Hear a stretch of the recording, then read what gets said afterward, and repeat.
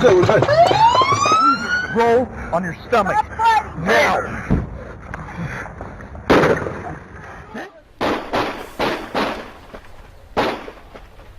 Well, right now, if you average it out, just the 2015 total is about 2 people are dying every single day during a police-involved shooting. Some of those shootings, like the ones we showed you, the one this week in Boston, we haven't seen that video yet, the one in Tulsa, Oklahoma, which you did see there in that montage, they've been caught on camera.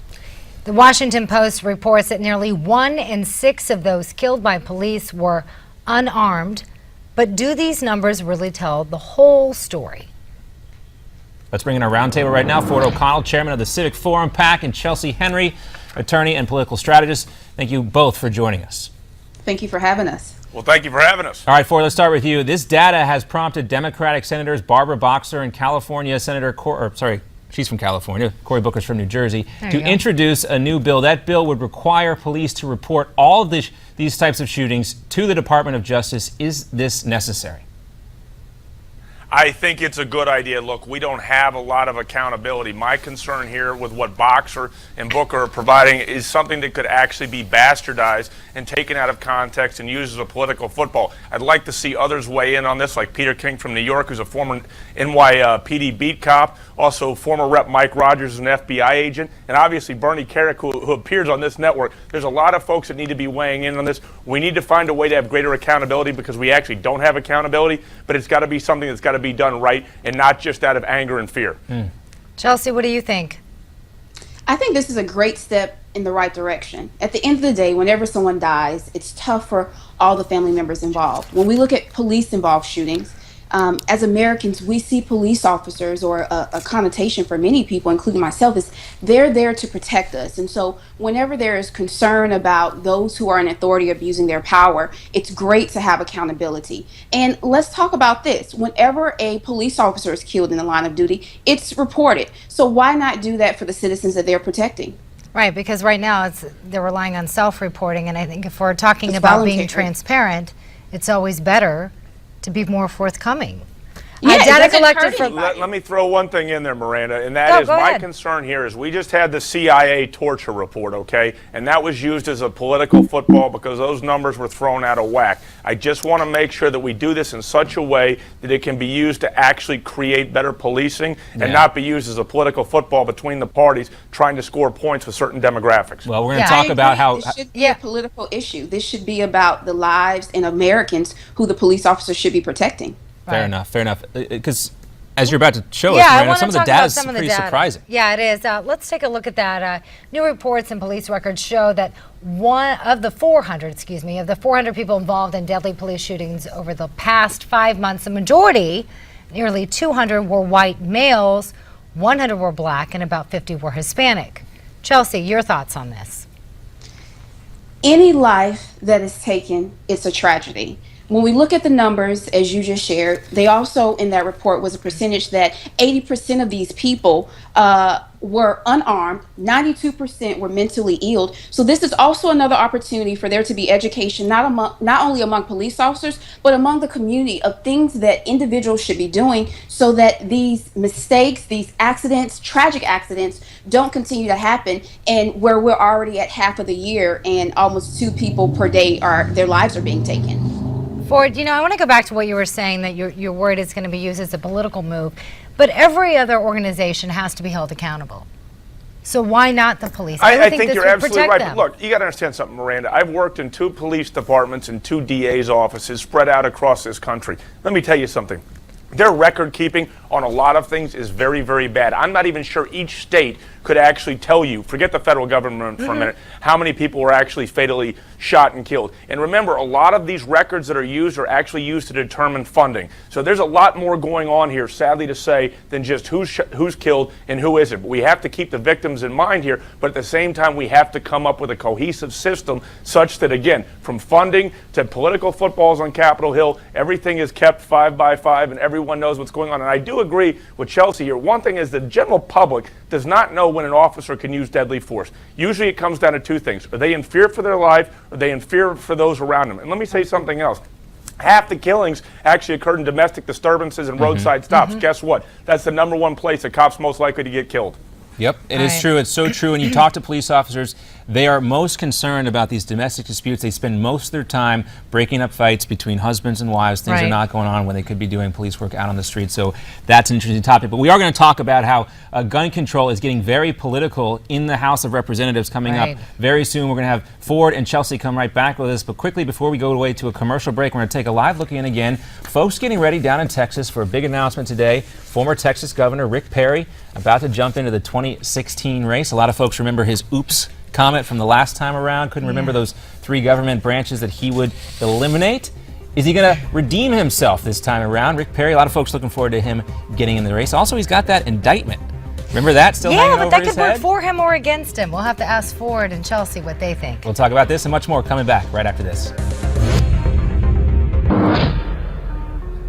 And we bring you back for part 2 of our roundtable. Republican strategist and chairman of the Civic Forum PAC, Ford O'Connell, and Chelsi Henry, attorney and political strategist. Ford, we're talking about how people tend to politicize things nowadays. It tends to happen. Let's take a look at gun control, because House Republicans right now are trying to tie the funding for the DOJ and a new bill to rollbacks of controversial gun regulations put in place by the Obama administration. But House Democrats like Steve Israel are livid. He says, quote, once again, the Republicans are governing dangerously by planning to offer a poison pill amendment that jeopardizes the safety of our law enforcement and first responders. Even if you agree with the Republicans here out of principle on this, do you think they can pull this off without it backfiring? Yeah, they can pull it off because they are really hacked off about what the Obama administration's been doing with gun regulations, particularly through the ATF, whether it's banning ammunition, trying to tax ammunition, take away certain guns. This is really what they need to be standing on, because it's really the Democrats who are playing games here on this, particularly the Obama DOJ. Chelsi? I am a lifetime member of the NRA, and so I support gun rights. I support the ability for us as Americans to carry guns, to buy guns, to protect ourselves. And so what we're seeing, is there a political component to it? Yes. But what's more important is the fact that you and I have a right to protect ourselves and to carry weapons. And that is the issue, and that's the principle that's at stake in these debates.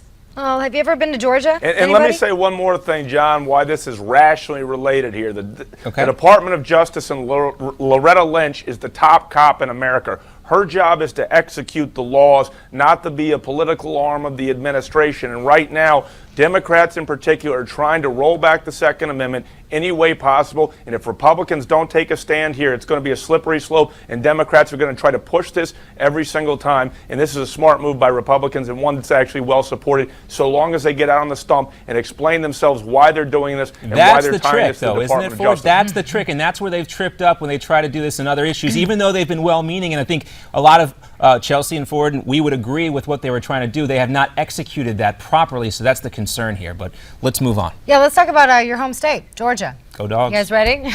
Well, Georgia's new gun rules kicked in on Tuesday, allowing residents to carry guns into bars, clubs, and even government buildings. Take a look at this photo. You guys can see this. This is Jim Cooley, and yes, he's carrying an AR-15 rifle in Atlanta's airport. Now, the law allows residents to cross TSA checkpoints with a gun, but Cooley claims police harassed him while he was at the airport by asking about his firearm. No TSA jokes, by the way, right? So which is it, Ford? I just want to say that right now. Let's focus. So which is it, Ford? Is there too much gun control or not enough? What do you think? Well, that was up to the people in the state of Georgia. Let me say this. He says he was harassed. He brought probable cause upon himself because he was in a crowded airport carrying an AR-15. I'm for obviously constitutional protections, but we have to be smart. The cops were right to follow him. They didn't know who he was. And once they actually ran his numbers and stuff, they let him go. And that's honestly what you have to do. That was smart policing and not harassment on the cops' part in Georgia. Well, Chelsi, I have been a member of the NRA in the past. I don't think my membership is active. Don't tell anybody. But, you look at this situation in Georgia, I would be freaked out. I'll be honest with you. If I saw somebody with an AR-15 in the airport, even though I respect everyone's right to carry a weapon, and if you're going to go into the airport and you feel like you got to carry a sidearm, how about covering it up? I would be a little freaked out. I'm going to be honest with you. Would that freak you out, Chelsi? I mean, of course, it's an AR-15. So would I be a little freaked out seeing it? Yes. But at the same time, I mean, I believe in my Second Amendment rights, so I'm not going to walk around in fear because most likely I'm going to be packing as well. So we're all, living out the Second Amendment our own way. And just to the point that Ford made, I don't think that he was harassed. You're in a crowded airport, you're in the facilities. They were patrolling, they were doing their job. He wasn't detained unlawfully, from what I read. And so, yeah, they followed him. And I think that that was great. And as we continue to see, open carry laws taking place, it does take an adjustment for everyday Americans to see that and to understand, okay, it's okay, but also I have a right to carry my gun as well. Do you feel the same way about college campuses? Let me make one Because point of Texas, clarification, Miranda. Jim that- Cooley down in Georgia is not allowed to cross over to the TSA checkpoint. Once you cross over to the TSA checkpoint, that's federal land, and the federal government can say, guess what? You don't have a right to carry a firearm past the TSA checkpoint. Real quickly, though, I want to get your thoughts because we're on the topic of guns. Texas is also expanding its open carry law and allowing students to carry on college campuses. We're running out of time, but real quickly, Ford, do you have an issue with this? Is this okay? My problem is I get caught between the Second Amendment and the United States versus Lopez, which says in 1990 you're not allowed to do that. But I'm going to be perfectly honest. Guess what? Most of the killings and rampage killings actually occur in gun-free zones, and that's my concern. So if Texans pass this, God bless Texas. Chelsea?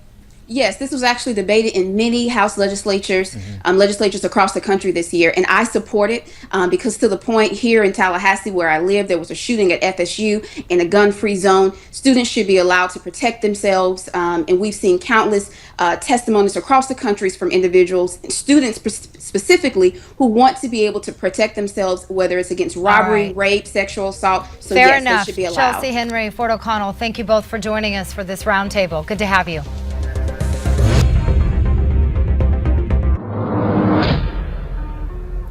All right, guys, we're going to give you one more live look in right now. This is Rick Perry's wife right now at the podium. We're getting ready for a Rick Perry 2016 presidential announcement. We know he's going to announce that he's going to run for the White House today. We heard a clip of the pump-up video they played with some Rick Perry sound bites coming up. Should be a very rousing event. We'll bring you there once the former governor hits that podium. In the meantime, we're going to pick back up with our roundtable. We asked Ford O'Connell and Chelsi Henry to stick around with us.